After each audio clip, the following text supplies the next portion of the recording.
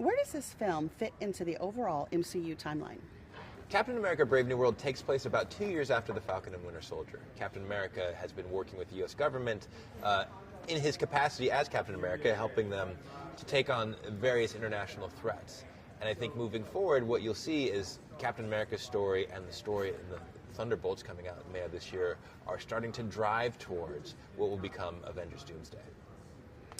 What themes are being explored in this film? So Captain America Brave New World explores the themes of legacy, and whether or not people can change.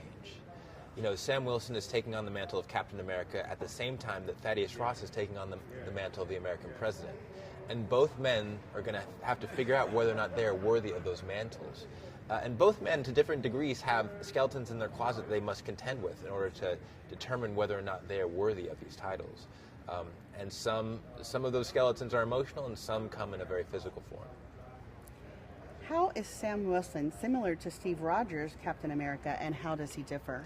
Sam Wilson is similar to Steve Rogers in that both men lead with integrity, and both men understand that self-sacrifice is necessary sometimes for the greater good. But the truth is Sam Wilson's a human, and Steve Rogers was a super soldier. So the way that Steve Rogers deals with threats tends to be as a soldier first. You know, he leads with his fists, he leads by example, whereas Sam started as a counselor for Army vets. So he leads with empathy and compassion, and he tries to solve problems if he can by talking it out, and then the physical action becomes sort of his last resort. Sam also has the frailty of being human, so when he's in danger, it's real mortal danger.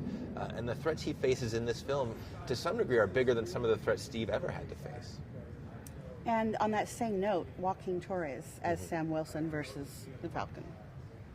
So as Falcon, yeah, sorry. Joaquin Torres' version of the Falcon is different than Sam Wilson's because Joaquin didn't have the same amount of training that Sam had as a pararescue. If you remember in Captain America the Winter Soldier, we learned that Sam Wilson was pararescue. He had the XO-7 wings out in the field, so he had some experience before he started working alongside Captain America. In this film, we'll learn that Joaquin Torres is just taking on the mantle of the Falcon. So he's a little bit newer to it. He hasn't had that same sense of loss that Sam had when his partner was killed. And so Joaquin feels very much like an eager beaver trying to prove that he's a hero. And sometimes that can get him into trouble. How did you go about tapping Julius Onah to helm?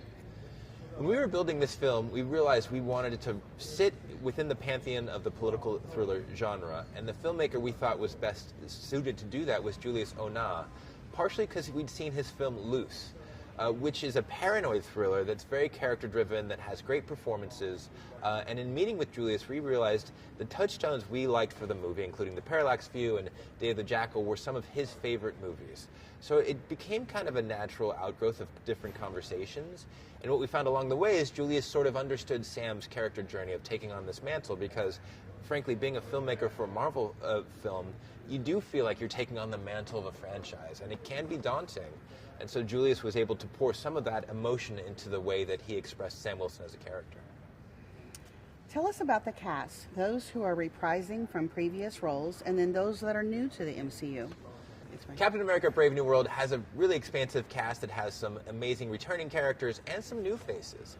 Returning to the MCU are Anthony Mackie as Sam Wilson, Carl Lumbly as Isaiah Bradley from the Falcon and Winter Soldier show, Danny Ramirez as Joaquin Torres, also from that show, and of course Tim Blake Nelson from 2008's Incredible Hulk.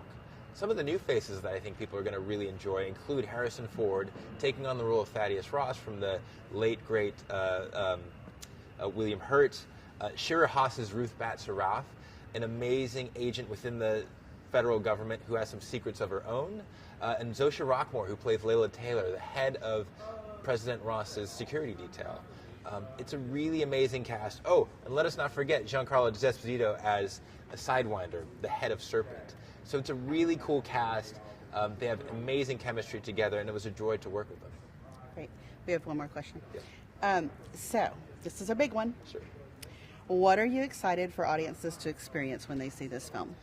I'm excited for audiences to experience a return to form into the political thriller genre in Captain America Brave New World, but also to meet a new Red Hulk. You know, we've had a couple of years of Mark Ruffalo's Smart Hulk, who's an amazing character, expressed by an amazing performer. But this Red Hulk isn't as friendly as that Smart Hulk. And so we get some of that really fun Hulk action that I think audiences are aching for. We have some aerial sequences unlike anything we've ever tried. And there's some cool cameos and surprises there along the way for fans.